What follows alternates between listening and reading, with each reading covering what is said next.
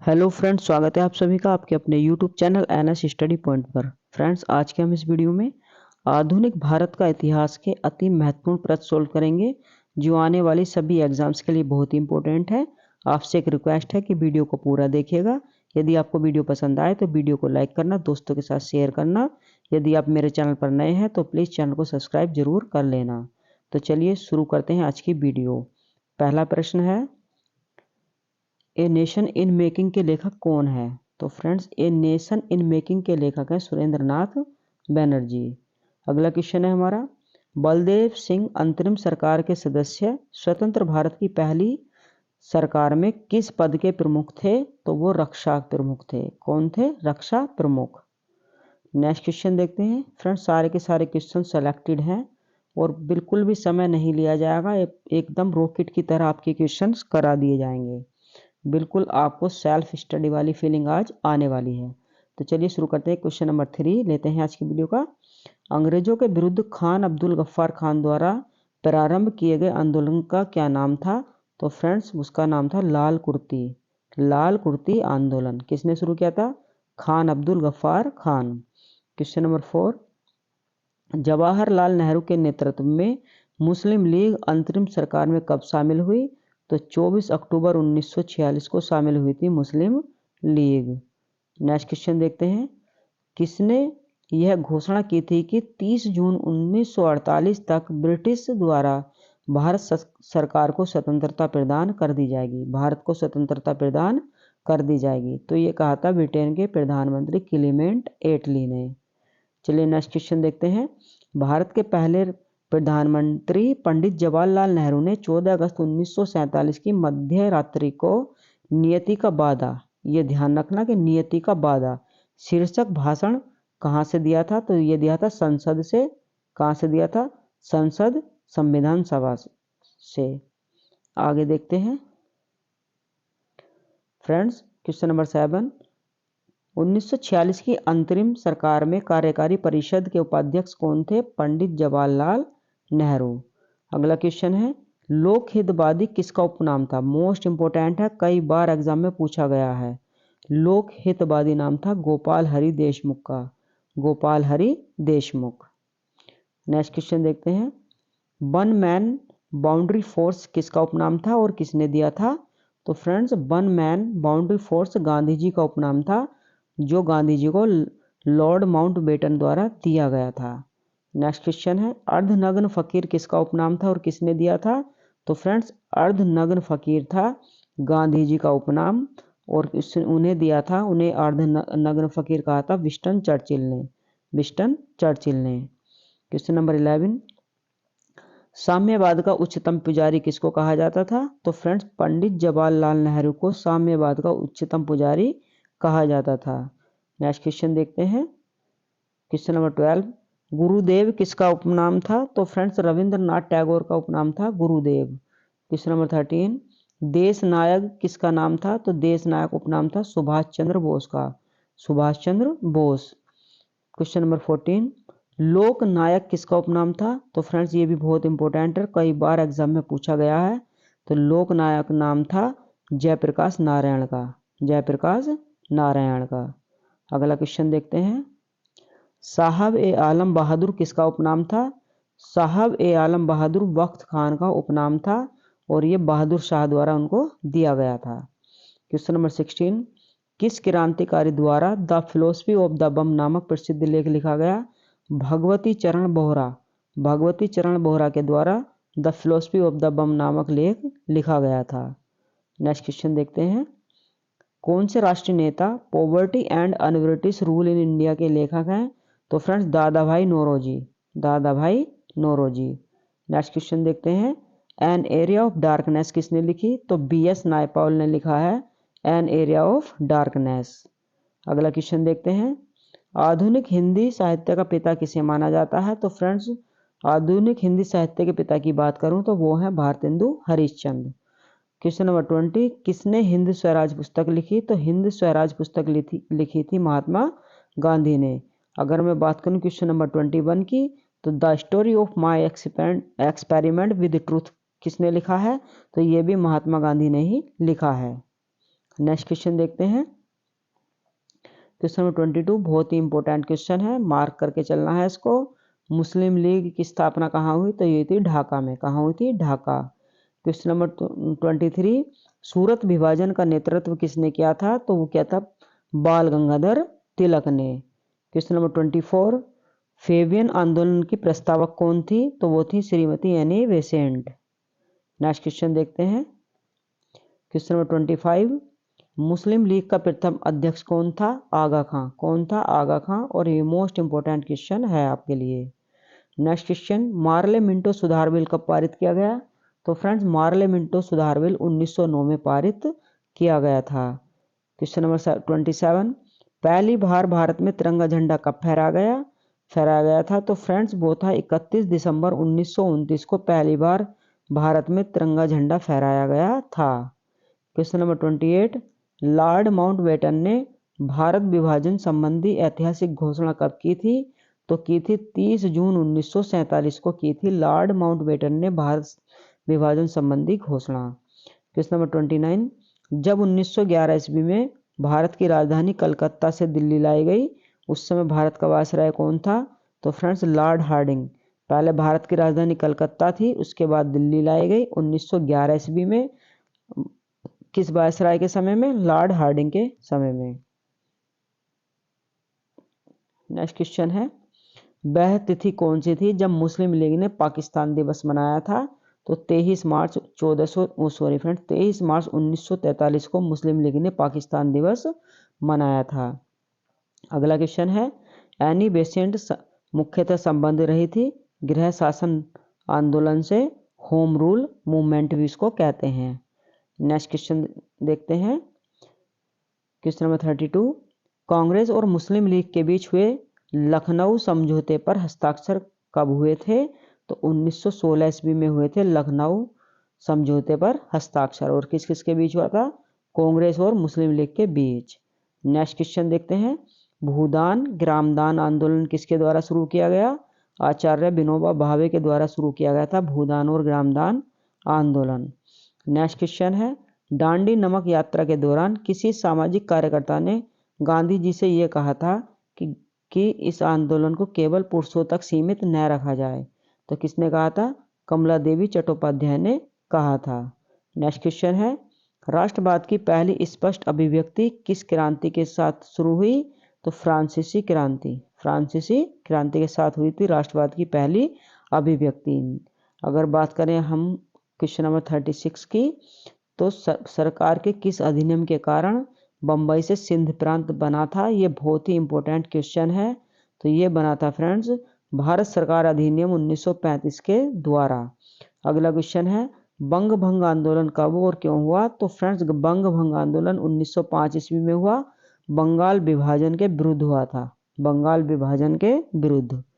अगले क्वेश्चन पर चलते हैं किस कानून को काला कानून, बिना अपील, बिना वकील, बिना दलील का कानून कहा गया? तो फ्रेंड्स रोलैक्ट एक्ट 1919 को। कब आया था रोलैक्ट एक्ट? 1919 में आया था, जिसे काला कानून, बिना अपील, बिना दलील और बिना वकील का कानून कहा गया था। चलिए नेक्स्ट क्वेश्चन देते हैं। क्वेश्चन नंबर 39 स्वराज पार्टी की स्थापना किसने की थी? तो वो की थी मोतीलाल नेहरू एवं चित्तरंजन दास ने। कहाँ की थी? इलाहाबाद में, जिसे अब प्रयागराज कहते हैं। नेक्स्ट क्वेश्चन देखते हैं किस अधिनियम के तहत गवर्नर जनरल को अपनी काउंसिल के फैसलों को रद्द करने का अधिकार मिला था? तो फ्रेंड्स 1786 का एक्ट के अकॉर्डिंग गवर्नर जनरल को अपनी काउंसिल के फैसलों को रद्द करने का अधिकार मिला था। अगला क्वेश्चन देखते हैं ईस्ट इंडिया कंपनी द्वारा स्थापित उच्चतम न्यायालय के प्रथम मुख्य न्यायाधीश कौन थे? तो एलिजा इम्पे थे प्रथम मुख्य न्यायाधीश। अगला क्वेश्चन देखते हैं प्रसिद्ध युद्ध का नारा दिल्ली चलो किसने दिया? तो फ्रेंड दिल्ली चलो का नारा दिया था सुभाष चंद्र बोस ने। अगला क्वेश्चन है किसे अंग्रेजों द्वारा शुरू किए गए महत्वपूर्ण योगदानों में से एक माना जाता है? वो है रेलवे आज अंग्रेजों की ही देन है। नेक्स्ट क्वेश्चन देखते हैं किस अधिनियम द्वारा बर्मा को भारत से अलग किया गया? तो फ्रेंड्स बर्मा को भारत से अलग किया गया था भारत सरकार अधिनियम 1935 के द्वारा। अगला क्वेश्चन देखते हैं क्वेश्चन नंबर 45, किस सेना की ताकत छापामार या गुरिल्ला रणनीति थी? तो वो थी मराठा सेना। और ये बहुत ही इंपॉर्टेंट क्वेश्चन है, ये पीसीएस वगैरह के एग्जाम में भी कई बार आ चुका है। नेक्स्ट क्वेश्चन देखते हैं, ब्रिटिश ने किस भाषा को भारतीय समाज में प्रस्तुत करने में उत्सुकता दिखाई थी? तो अंग्रेजी भाषा को उत्सुकता दिखाई थी भारतीय समाज में प्रस्तुत करने की। नेक्स्ट क्वेश्चन है, भारत के गवर्नर जनरल को अध्यादेश जारी करने की शक्ति प्रदान की गई थी इंडियन काउंसिल एक्ट 1861 से। इंडियन काउंसिल एक्ट 1861 के द्वारा। चलिए नेक्स्ट क्वेश्चन देखते हैं, भारतीय विधान परिषद को बजट पर बहस करने की शक्ति प्रदान की गई थी भारतीय परिषद अधिनियम 1892 से। भारतीय परिषद अधिनियम 1892 से। क्वेश्चन नंबर 49, भारत में प्रांतीय द्वैत शासन आरंभ किया गया था? तो फ्रेंड्स 1909 में आरंभ किया गया था। 1909 का इंडियन काउंसिल एक्ट के द्वारा आरंभ किया गया था भारत में प्रांतीय द्वैत शासन। अगले क्वेश्चन की बात करते हैं, स्वराज हमारा जन्मसिद्ध अधिकार है, ये किसने कहा? ये कहा बाल गंगाधर तिलक ने। यदि मैं बात करूं कि सरफरोशी की तमन्ना अब हमारे दिल में है, देखना है जोर कितना बाजुए कातिल में है, तो ये किसने कहा था? रामप्रसाद बिस्मिल ने कहा था। Question number 52, who lives if India dies, ये किसने कहा था? Who lives if India dies, ये कहा था पंडित जवाहरलाल नेहरू ने। अगले क्वेश्चन की बात करते हैं, चलिए। क्वेश्चन नंबर 53, हमने घुटने टेक कर रोटी मांगी किंतु उत्तर में हमें पत्थर मिले, ये किसने कहा था? बहुत ही इंपॉर्टेंट कोटेशन है। ये किसने कही थी? महात्मा गांधी ने कही थी। सविनय अवज्ञा आंदोलन के पूर्व कहा था।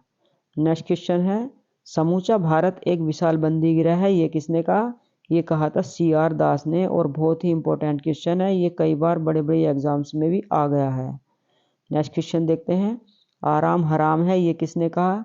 ये कहा था पंडित जवाहरलाल नेहरू ने। विजय विश्व तिरंगा प्यारा किसने कहा? ये कहा था श्यामलाल गुप्ता। श्यामलाल गुप्ता ने। और इनका पूरा नाम है श्यामलाल गुप्ता पार्षद। श्यामलाल गुप्ता पार्षद। अगला क्वेश्चन देखते हैं,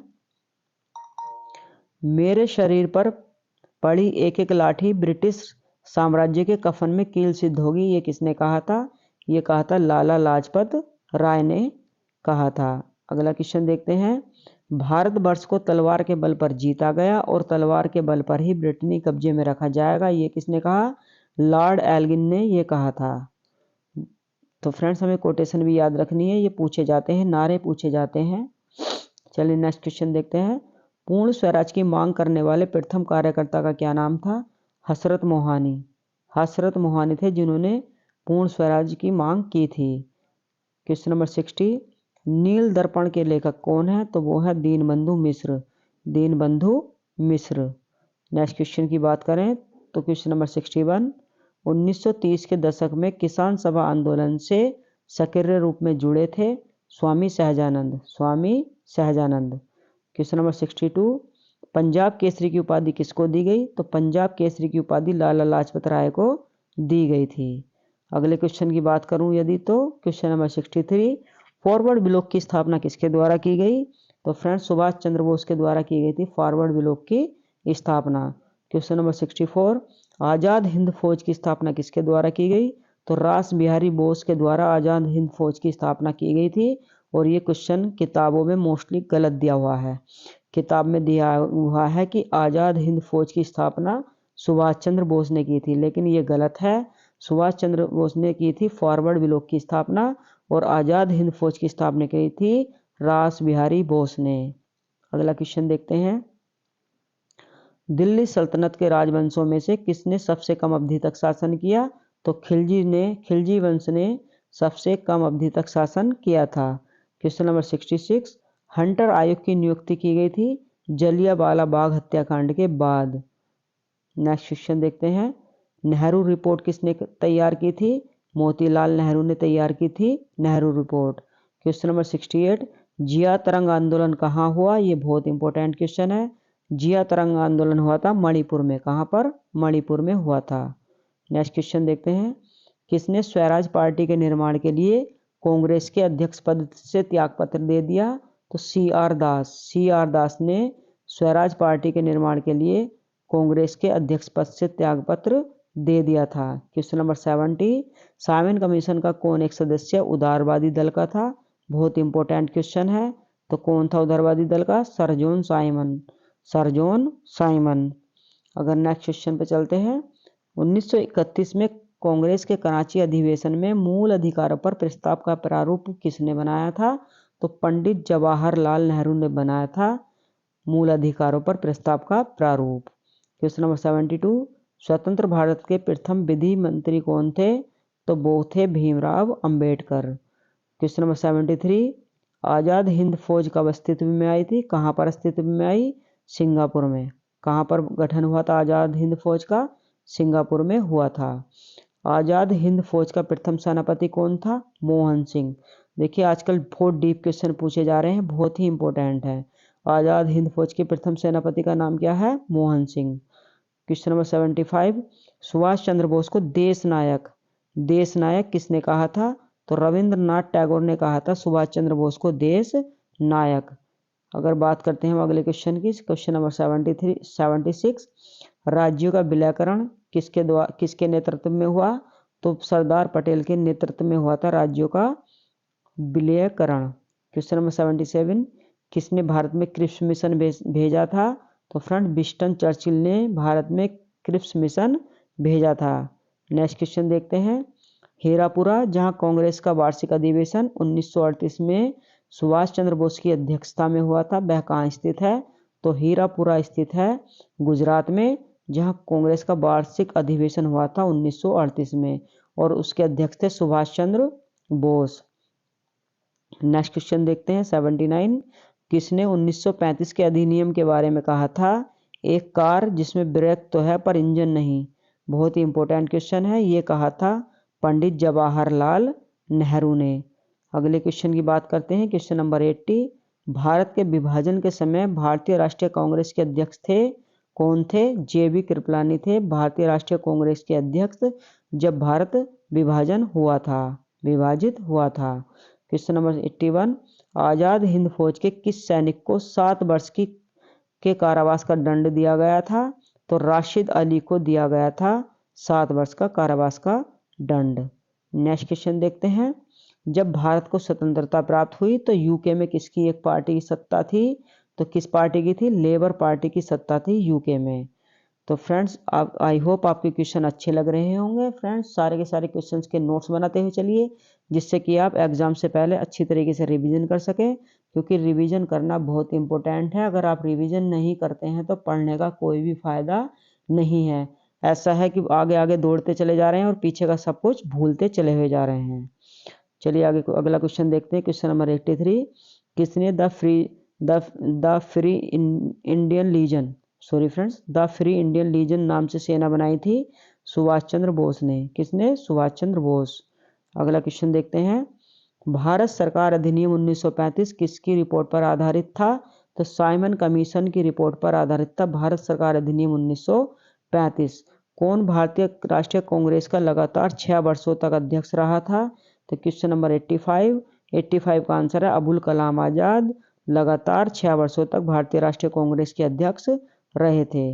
अगले क्वेश्चन की बात करूं, क्वेश्चन नंबर 86, भारतीय राष्ट्रीय कांग्रेस को किसने भीख मांगने वाली संस्था कहा था? बहुत ही इंपॉर्टेंट क्वेश्चन है। किसने कहा था राष्ट्रीय कांग्रेस को भीख मांगने वाली संस्था? बाल गंगाधर तिलक ने कहा था। क्वेश्चन नंबर 87, आजाद हिंद फौज के निर्माण की घोषणा कब की गई? 21 अक्टूबर 1947 को आजाद हिंद सरकार, सॉरी फ्रेंड्स फौज नहीं है, आजाद हिंद सरकार की घोषणा की गई थी 21 अक्टूबर 1947 को।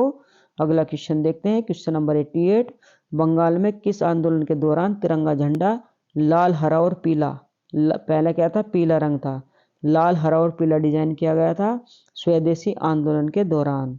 क्वेश्चन नंबर 89, भारत सरकार अधिनियम 1935 के अनुसार मुख्य न्यायाधीश के साथ कितने न्यायाधीशों की नियुक्ति की गई थी? तो फ्रेंड्स मुख्य न्यायाधीश के साथ 6 न्यायाधीशों की नियुक्ति की गई थी। क्वेश्चन नंबर 90 की बात करें तो हम, कौन सी घटना की प्रतिक्रिया में भारत छोड़ो आंदोलन चलाया गया?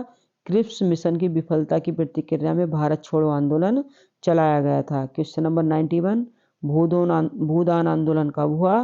तो फ्रेंड्स 1951 में हुआ। किसने शुरू किया? आचार्य विनोबा भावे ने शुरू किया और कहाँ से शुरू किया? ये आंध्र प्रदेश से शुरू किया था। बहुत ही इंपॉर्टेंट क्वेश्चन है। नेक्स्ट क्वेश्चन पर चलते हैं। कांग्रेस का नागपुर अधिवेशन कब हुआ? तो दिसंबर 1920 में हुआ था कांग्रेस का नागपुर अधिवेशन और इसमें असहयोग आंदोलन का प्रस्ताव पारित हुआ था। क्वेश्चन नंबर 93 की बात करूं तो प्रथम गोलमेज सम्मेलन कब हुआ? तो फ्रेंड्स 12 नवंबर 1930 से 19 जनवरी 1931 तक हुआ था प्रथम गोलमेज सम्मेलन। कुछ भी पूछा जा सकता है, लास्ट डेट भी पूछी जा सकती है और शुरू की डेट भी पूछी जा सकती है। अगर मैं बात करूं द्वितीय गोलमेज सम्मेलन की तो 7 सितंबर से 1 दिसंबर 1931 तक हुआ था द्वितीय गोलमेज सम्मेलन। चलिए नेक्स्ट क्वेश्चन देखते हैं। बात करते हैं तृतीय गोलमेज सम्मेलन की तो 17 नवंबर 1932 से 24 दिसंबर 1932 को तक चला था तृतीय गोलमेज सम्मेलन। नेक्स्ट क्वेश्चन की बात करते हैं। हिंदुस्तान रिपब्लिकन एसोसिएशन के संस्थापक कौन थे? रामप्रसाद बिस्मिल। चलिए नेक्स्ट क्वेश्चन लेते हैं। हिंदुस्तान सोशलिस्ट रिपब्लिकन एसोसिएशन के संस्थापक कौन थे? चंद्रशेखर आजाद। Question number 98। पंजाब नौजवान भारत सभा के संस्थापक कौन थे? भगत सिंह। बहुत ही इंपॉर्टेंट क्वेश्चन है, कौन थे? भगत सिंह थे। अगर बात करते हैं अगले क्वेश्चन की। सुभाष चंद्र बोस ने आजाद हिंद फौज के अध्यक्ष पद से कब इस्तीफा दिया था? 1939 में। 1939 में इस्तीफा दे दिया था सुभाष चंद्र बोस ने आजाद हिंद फौज के अध्यक्ष से। Question number 100। महात्मा गांधी से संबंधित सबसे पुराने आश्रम का क्या नाम है? फिनिक्स। पूरा नाम क्या है? फिनिक्स बस्ती। फिनिक्स बस्ती।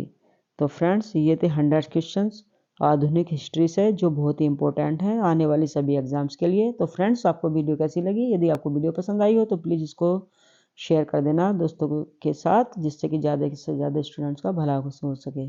चलिए अगले क्वेश्चन हम अगली वीडियो में कवर करेंगे। तब तक के लिए जय हिंद, वंदे मातरम। अपना ख्याल रखिएगा।